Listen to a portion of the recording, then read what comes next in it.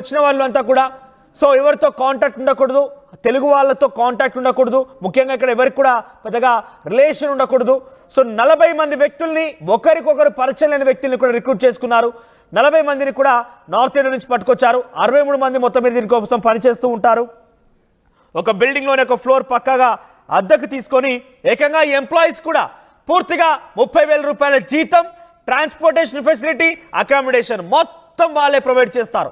వీళ్ళ టార్గెట్ అలా ఒకటే, యుఎస్ సంబంధించినటువంటి క్లయింట్స్కి ఫోన్ చేసి వారి నుంచి ముందుగానే పేపాల్ అనేటువంటి ఒక యాప్ మనం చూసాం కదా, కొన్ని పేమెంట్ ట్రాన్సాక్షన్స్ కానివ్వండి, దాని పేరిట కొన్ని బ్యాంక్స్ కూడా ఉన్నాయి ఎగ్జాక్ట్గా. సో ఆ పేపాల్ అనేటువంటి దాంట్లో నుంచి ఇన్ఫర్మేషన్ తీసుకొని చాందా మనస్విని అనే ఒక ఈ వ్యక్తి ఇక్కడికి ఇన్ఫర్మేషన్ పాస్ చేస్తారు. ఎంప్లాయీస్కి మొత్తం ఇన్ఫర్మేషన్ ఇస్తారు, వాళ్ళ కాంటాక్ట్ నెంబర్, వాళ్ళ డీటెయిల్స్ అన్నీ ఇస్తూ ఉంటారు. అయితే రోజుకి ఈ 63 మంది ఒక్కొక్కరు 10 మందికి కాల్ చేయాలి. అదన్నీ కూడా యుఎస్ కాల్స్ చేయాలి, యుఎస్ వాళ్ళకి మాత్రమే కాల్స్ చేయాలి. చేసి మీ అకౌంట్లో అన్ఈవెన్ ట్రాన్సాక్షన్ అయింది, కొంత డౌట్ఫుల్ ఉంది, మాకు ఆ ట్రాన్సాక్షన్ మేము క్లియర్ చేయాలనుకుంటున్నాము, ఆ ట్రాన్సాక్షన్ ఎక్కడి నుంచి వచ్చిందో తెలుసుకోవాలనుకుంటున్నాము అని చెప్పి at the same time me account block అయిందని చెప్పి రకరకాలుగా మభ్యపెట్టి మసిబుసి మారడికాయ చేసి వారి నుంచి క్రెడిట్ కార్డ్, డెబిట్ కార్డ్ అన్ని రకాల ఇన్ఫర్మేషన్ తీసుకొని ఆ డబ్బుల్ని వారి చేత తిరిగి ట్రాన్సాక్షన్ రూపంలో మీరు వేయించుకుంటూ ఉంటారు. ఇలా 10 మందికి రోజుకి 10 మందికి ఫోన్ చేసి మభ్యపెట్టి రకంగా డబ్బులు వేయించుకోవాలి. ఇదంతా కూడా విదేశీయుల నుంచి డబ్బులు వేయించుకోవాలి. ఆ తర్వాత ఆ డబ్బులని క్రిప్టో కరెన్సీ రూపంలో మార్చేసి వివిధ డిజిటల్ అకౌంట్స్లోకి వీటన్నిటి కూడా మార్చాలి. ఇది కేవలం హైదరాబాద్ వేదికగా జరిగిందే. హైదరాబాద్ మాదాపూర్ వేదికగా ఈ యొక్క నిర్వాహకం చోటు చేసుకుంది. తెలంగాణ సైబర్ సెక్యూరిటీ అధికారులు ఈ యొక్క స్కామ్ని బట్టబయలు చేశారు. నకిలీ కాల్ సెంటర్ యొక్క బుట్ట దాఖలు చేశారు ఈ స్కామ్ని. ముఖ్యంగా ఇక్కడ కేవలం హైదరాబాద్ వేదికగా జరిగినప్పటికీ దేశ విదేశాల్లో కూడా దీని నెట్వర్క్ ఉంది. యుఎస్ సిటిజన్స్కి ఫోన్ చేయడం కోసం పక్కగా పేపాల్ నుంచి సమాచారం తీసుకున్న వ్యక్తి ఒకరైతే, దుబాయ్ నుంచి ఈ మొత్తం సిస్టాన్ రన్ చేసేందుకు కావాల్సిన టెక్నాలజీని తయారు చేసే వ్యక్తి ఇంకొకరు, జాదు అనే వ్యక్తి గుజరాత్కి సంబంధించిన వ్యక్తి, తర్వాత కేవన్ పట్ల అనే వ్యక్తి గుజరాత్ సంబంధించిన వ్యక్తి. ఇంటర్నేషనల్ లెవెల్లో ఈ స్కామ్ తెరలేపింది. ఇప్పటివరకు 600 మంది దీని ద్వారా బాధితులున్నారు. వారి నుంచి కొన్ని కోటాను రూపాయలు దండుకున్నారు. కొన్ని కోటాను రూపాయలకి ఇప్పటివరకు లెక్కలేదు, ఇంకా ఎన్ని కోట్లు దండుకున్నారనేది, కొన్ని కోటాను రూపాయలు దండుకున్నారు. సో ఈ క్రిప్టో కరెన్సీ రూపంలో వివిధ డిజిటల్ అకౌంట్స్లో కూడా వీటి యొక్క మనీని ట్రాన్స్ఫర్ చేశారు. నిన్న పోలీసులు అదుపులో తీసుకున్న సమయంలో, ఇక్కడ రైడ్స్ చేసిన సమయంలో 52 ల్యాప్టాప్స్ ఉన్నాయి, 63 ఫోన్స్ ఉన్నాయి, 27 ఐడి కార్డ్స్ ఉన్నాయి.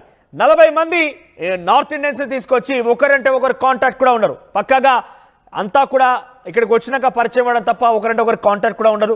అయితే ఇక్కడ ఎంప్లాయీస్కి ఏం తెలియదా, ఎంప్లాయీస్ ఈ రకంగా చేస్తున్నారు కదా అంటే వారికి అంతా తెలుసు. వాళ్ళు చేసే పని ఇల్లీగల్ అని కూడా తెలుసు.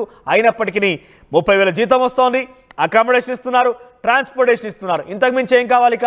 జీతం వస్తుంది కదా అని చెప్పి చేయడం మొదలుపెట్టేసి ఆ రకంగా కంటిన్యూ చేశారు. పైపెచ్చు వాళ్ళు సంపాదించే డబ్బు పైన, వాళ్ళు మభ్యపెట్టి సంపాదించే డబ్బులో కూడా వారికి కమిషన్ వస్తుందట. ఇలా అనేక అంశాలు ఉన్నాయి. మరిన్ని అప్డేట్స్ మా ప్రతినిధి పవన్ అందిస్తారు. పవన్, ఏంటి ఇంత పెద్ద నిర్వాహకం చోటు చేసుకుని ఎంతమంది బాధితులు ఉన్నారు? ఇప్పటివరకు ఏమైనా ఫిర్యాదులు అందాయా? ఏకంగా ఇక్కడ కొంత ఆశ్చర్యం వేస్తుంది పవన్, విదేశాల్లో ఉండే వాళ్ళు కూడా ఈ రకంగా చిన్న స్కామ్స్కి లొంగిపోతున్నారు అని అంటే, నాకు తెలిసి చాలా మెచ్యూర్డ్గా ఉంటారు, అన్ని ఆలోచిస్తూ ఉంటారు, స్కామ్స్ తెలుసు, ఏ రకంగా సైబర్ ఫ్రాడ్ జరుగుతుందో తెలుసు, అటువంటి వాళ్ళే మోసపోయారు. కొన్ని వందల సంఖ్యలో ఉన్నారంటే ఎలా చూడాలి? ప్రజెంట్ దీనిపైన మీ దగ్గర అప్డేట్స్ ఏంటి? రైట్, ఇప్పుడు హైదరాబాద్లో ఈ ఫేక్ కాల్ సెంటర్ గురించి మొత్తం రైడ్ చేయడం జరిగింది. దాదాపు ఒక పెద్ద ముఠానే పోలీసులు, సైబర్ సెక్యూరిటీ పోలీసులు అరెస్ట్ చేయడం జరిగింది.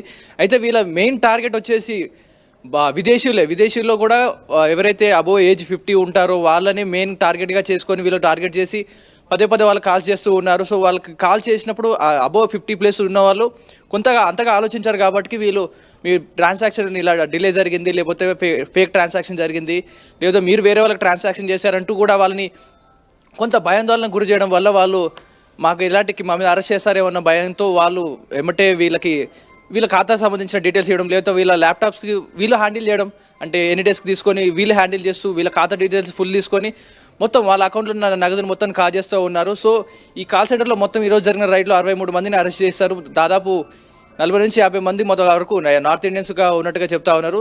సో ఈ తరహా స్కామ్ గురించి ఇంతకుముందు కూడా ఒక సినిమా రావడం జరిగింది, మోసగాళ్ళని. సో అందులో క్లియర్ కట్గా చూపిస్తారు వీళ్ళు ఎలా చేస్తారు, మోసాలు ఎక్కడి నుంచి చేస్తారంటూ కూడా. సో వీళ్ళ మెయిన్ టార్గెట్ వచ్చేసి ఈ పేపాల్ అనే అకౌంట్ నుంచి వాళ్ళ ట్రాన్సాక్షన్ చేసుకుంటూ దాని గురించి జరిగిన ట్రాన్సాక్షన్స్ గురించి మొత్తం అమౌంట్ లాగుతూ ఉన్నారు.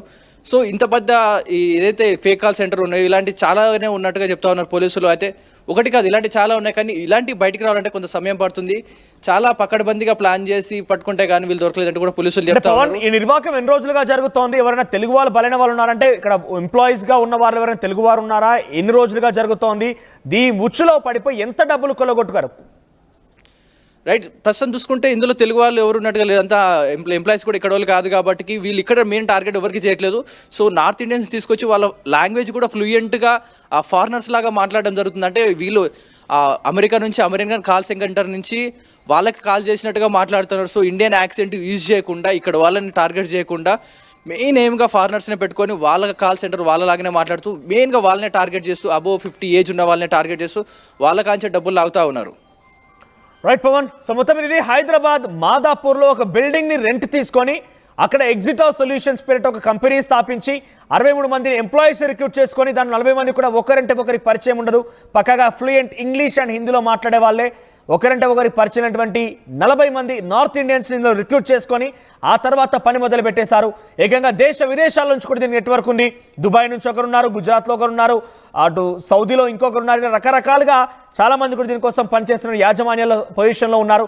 చందా మనస్విని అనే ఒక వ్యక్తి నుంచి పక్కగా పేపాల్ నుంచి ఇన్ఫర్మేషన్ తీసుకొని ఎంప్లాయీ సప్లై చేసేది. ఒక్కో ఎంప్లాయీ రోజుకి సగటున 10 ఫోన్ కాల్స్ చేసి యూఎస్లో ఉన్నటువంటి వారిని పేపాల్ నుంచి కాల్ చేస్తున్నాము, మీ అకౌంట్ ద్వారా అన్ఈవెంట్ ట్రాన్సాక్షన్ జరిగింది, అన్ఐడెంటిఫైడ్ ట్రాన్సాక్షన్ జరిగింది, బ్లాక్ అయింది, మీ అకౌంట్లో ఫ్రాడ్ జరిగింది, ఇలా రకరకాలుగా పేరు చెప్పి ఏదో రకంగా మోసగించి వారి నుంచి డబ్బులు వేయించుకుంటూ ఉంటారు. ఆ డబ్బులని తిరిగి క్రిప్టో కరెన్సీ ద్వారా మార్చేసుకొని డిజిటల్ అకౌంట్స్కి ట్రాన్స్ఫర్ చేస్తూ ఉంటారు. సుమారుగా 600 మంది బాధితున్నారు ఇప్పటివరకు దీంట్లో. మరి ఎన్ని రోజులుగా ప్రారంభమైంది, ఎన్ని రోజులుగా జరుగుతుందని ఇంకా క్లారిటీ లేదు. మొత్తమే తెలంగాణ సైబర్ సెక్యూరిటీ బ్యూరో సంబంధించినటువంటి అధికారి శిఖా గోయల్ ఈ విషయాన్ని వెల్లడించారు. చాలా సంచలనం రేపింది. 600 మంది బాధితులు, ఏకంగా అందరూ కూడా యుఎస్ వాళ్ళే. పవన్ చెప్తున్నట్టుగా అందరూ కూడా పైపెచ్చు సుమారుగా 50 ఏళ్ల వయసు పైబడ్డవారే. సో వారందరూ కూడా ఇప్పుడు ఈ యొక్క మోసంలో ఇరుక్కుపోయారు. 600 మంది విక్టిమ్స్ ఉన్నారు. కొన్ని కోట్ల రూపాయల డబ్బులు మొత్తం కూడా ఈ కంపెనీ, ఫేక్ కంపెనీ, ఈ నకిలీ మోసానికి తెరలేపిన కంపెనీ కొల్లగొట్టింది. సో ప్రస్తుతానికైతే కింది స్థాయి ఎంప్లాయీస్ని అరెస్ట్ చేసినట్టు తెలుస్తోంది. 52 ల్యాప్టాప్స్ని, 63 ఫోన్స్ని, 20 ఐడి కార్డ్స్ని స్వాధీనపరుచుకున్నారు. మరొక 20 మందిని అరెస్ట్ చేసినట్టు తెలుస్తోంది. ఇంకా బిగ్ బీస్ దొరకాల్సి ఉంది. కైవన్ పటేల్ ఒక వ్యక్తి, జద్దు అనే వ్యక్తి, రూపేష్ కుమార్ అలియాస్, వీరిద్దరు కూడా దొరకాల్సింది. ఆ తర్వాత విక్కీ, ఆ తర్వాత ఆజాద్, ఈ నలుగురు చాలా కీలకం దీంట్లో. ప్రజెంట్ అయితే చందా మనస్వి ప్రైమ్ సస్పెక్ట్ అరెస్ట్ అయినట్టు తెలుస్తోంది. మిగిలినటువంటి